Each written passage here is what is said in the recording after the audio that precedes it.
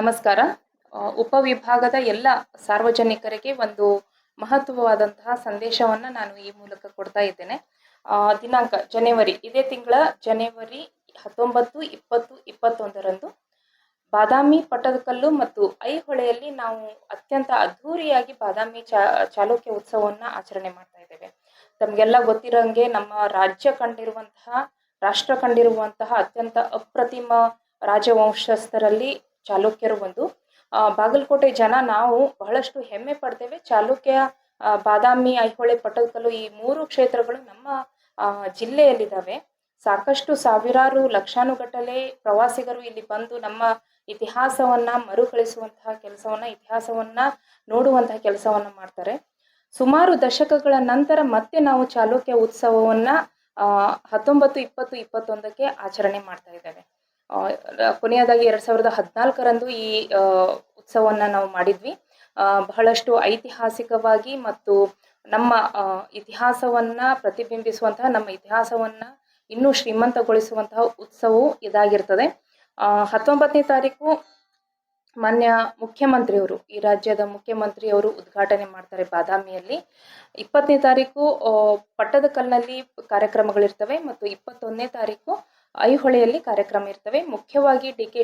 ಶಿವಕುಮಾರ್ ಅವರು ಮತ್ತು ರಾಜ್ಯದ ಹಲವು ಮಂತ್ರಿ ಮಂಡಲ ಮತ್ತು ನಮ್ಮ ಎಲ್ಲ ಶಾಸಕರುಗಳ ಆಗಮನ ಇರ್ತದೆ.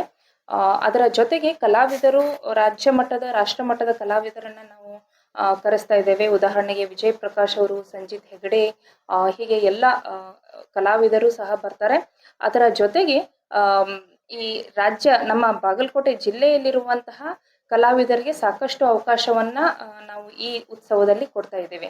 ಸೊ ಅದರಿಂದ ಕಲಾವಿದರು ಸಹ ಈ ಒಂದು ವೇದಿಕೆಯನ್ನ ಸದುಪಯೋಗ ಪಡಿಸ್ಕೋಬಹುದು. ಅದರ ಜೊತೆಗೆ ನಮ್ಮ ಉತ್ಸವ, ನಮ್ಮ ಚಾಲುಕ್ಯ ಪರಂಪರೆಯನ್ನ ಇಡೀ ರಾಷ್ಟ್ರಕ್ಕೆ ಮತ್ತೊಮ್ಮೆ ತೋರಿಸುವಂತ ಉತ್ಸವ ಇದಾಗಿರ್ತದೆ. ಅದರಿಂದ ಸಾರ್ವಜನಿಕರೆಲ್ಲರೂ ನೀವು ಉತ್ಸಾಹದಿಂದ ಈ ಉತ್ಸವಕ್ಕೆ ಬರ್ಬೋದಾಗಿರ್ತದೆ. ಇನ್ನೊಂದು ಆಕರ್ಷಣೀಯವಾದಂತಹದ್ದು ಏನಂದ್ರೆ, ಅಲ್ಲಿ ಸ್ಟಾಲ್ಗಳಿರ್ತವೆ ಮತ್ತು ಟೂರಿಸಂ ಅಂದ್ರೆ ಹೆಲಿಕಾಪ್ಟರ್ ಟೂರಿಸಂ ಅನ್ನ ನಾವು ಈ ವರ್ಷ ಆಯೋಜಿಸಿರ್ತೇವೆ.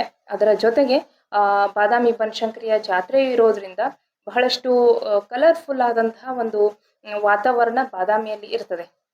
ನಿನ್ನೆ ಮಾನ್ಯ ನಮ್ಮ ಜಿಲ್ಲಾ ಉಸ್ತುವಾರಿ ಸಚಿವರಾದಂತಹ ತಿಮ್ಮಾಪುರ್ ಸರ್ ಅವರು ಮತ್ತು ಬಾದಾಮಿಯ ಶಾಸಕರಾದಂತಹ ಚಿಮ್ಮನಕಟ್ಟಿ ಸರ್ ಇವರ ಅಧ್ಯಕ್ಷತೆಯಲ್ಲಿ ಜಿಲ್ಲಾಧಿಕಾರಿಗಳು ಮತ್ತು ಎಲ್ಲರ ನೇತೃತ್ವದಲ್ಲಿ ಈ ಕಾರ್ಯಕ್ರಮದ ಪೂರ್ವಭಾವಿ ಸಭೆಯನ್ನ ಮಾಡಿರ್ತಾರೆ. ಮತ್ತು ಏನು ಕೆಲಸಗಳನ್ನ ಮಾಡಬೇಕು, ಯಾವ ರೀತಿ ಆಯೋಜಿಸಬೇಕು ಅನ್ನೋದ್ರ ಬಗ್ಗೆ ಎಲ್ಲ ಅಧಿಕಾರಿಗಳಿಗೆ ಒಂದು ಸಮಗ್ರವಾದಂತಹ ನಿರ್ದೇಶನವನ್ನ ಮಾನ್ಯರವರು ನೀಡಿರ್ತಾರೆ.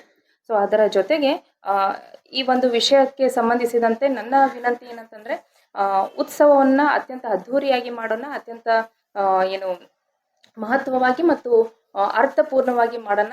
ನೀವೆಲ್ಲರೂ ಬಂದು ಉತ್ಸವದ ಜೊತೆಗೆ ನಮ್ಮ ಇತಿಹಾಸವನ್ನ ಮತ್ತೊಮ್ಮೆ ಈಗಿನ ಪೀಳಿಗೆಗೆ ಪರಿಚಯ ಮಾಡುವಂತಹ ಕೆಲಸವನ್ನ ನೀವೆಲ್ಲರೂ ಮಾಡಬೇಕು ಅಂತ ಹೇಳ್ತಾ ಒಂದು ವಿಶೇಷವಾದಂತಹ ಸಂದೇಶವನ್ನ ಈ ಮೂಲಕ ನಾನು ಕೊಡ್ತಾ ಇದ್ದೇನೆ. ಧನ್ಯವಾದಗಳು.